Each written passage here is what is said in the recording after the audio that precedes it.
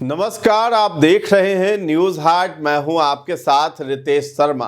बिहार की राजनीति में विपक्ष की कार्यशैली पर सरकार को सीसीटीवी लगाने की जरूरत नहीं है।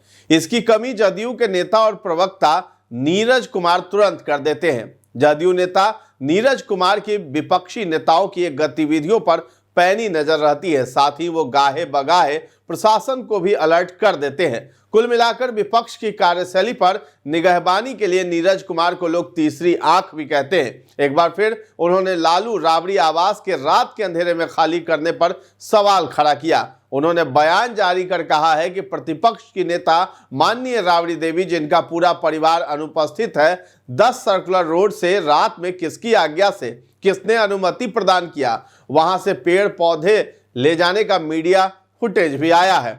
उन्होंने कहा है कि सवाल ये उठाया और कहा कि ये पेड़ पौधा किसका है, क्या ये लालू परिवार की निजी जागीर है या उद्यान विभाग से ये गमला उपलब्ध कराया गया है। साथ ही साथ हमको आशंका है कि जब घर का अभिभावक यहाँ नहीं है, इसकी आज्ञा किसने दी ये पता नहीं चल पा रहा है, तो उस घर के अंदर तो तहखाना भी हो सकता है। वहां पर जमीन का डीड, सोना चांदी रुपया सब तो कर्म एक भी दुनिया का बचा है नहीं। निश्चित रूप से हमारी आशंका है, इसलिए सरकार सचेत रहे। वहां तहखाना पर संभवतः बना हुआ होगा, वहां मौजूद सरकारी सामान ये परिवार निजी इस्तेमाल के लिए लेकर वहां से निकल नहीं जाए, इस पर कड़ी निगरानी रखनी चाहिए।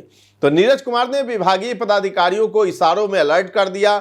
उन्होंने कहा कि बगैर अनुमति के और सक्षम विभाग को यह अधिकार प्राप्त है कि आप उस संबंध में पूरी सूची को अद्यतन रखिए, कौन कौन सरकारी संसाधन वहां इस्तेमाल किया गया है। नहीं तो हमारी आशंका है तहखाना भी हो सकता है। साथ ही साथ वहां पंखा है, रेगुलेटर है, टॉयलेट है, उसका टोटी है, साथ ही साथ पाइप है। ऐसा नहीं हो कि सब उखाड़ कर लोग लेकर चले जाएं, बाद में माथा मत पीटिए। कानून के अनुसार सक्षम कार्रवाई होनी चाहिए, आम और खास के लिए अलग अलग नहीं। तो ध्यान रहे कि राबड़ी देवी के आवास को खाली करने के दौरान एक सोशल मीडिया पर वीडियो भी सामने आया, जिसमें एक वाहन में आवास के भीतर से पेड़ सहित गमला बाहर जा रहा है। इस पर टिप्पणी करते हुए एक दिन पहले ही नीरज कुमार ने एक्स पर लिखा था कि सरकारी बंगला खाली करना कोई राजनीति नहीं, कानून है।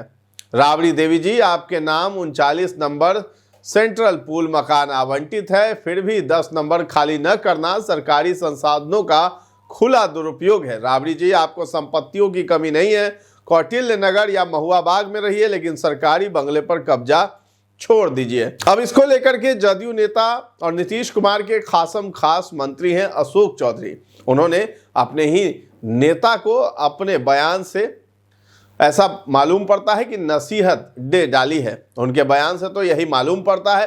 राबड़ी देवी के बंगले को अंधेरी रात में खाली किए जाने को लेकर प्रतिक्रिया देते हुए अशोक चौधरी ने कह दिया है कि लंबे समय तक लालू यादव और राबड़ी देवी जिस मकान में रह रहे हैं, उसे अपनी सुविधा के अनुसार खाली करना उनका निजी निर्णय है। उन्होंने कहा कि संभव है बड़ी गाड़ियों के आने जाने से ट्रैफिक बाधित ना हो, इसलिए रात में सामान शिफ्ट किया गया हो। इस मामले में किसी तरह का संदेह जताना बेवजह है। अशोक चौधरी यहीं पर नहीं रुकते हैं, वो आगे कहते हैं कि आज हमारी सरकार है, कल दूसरी हो सकती है।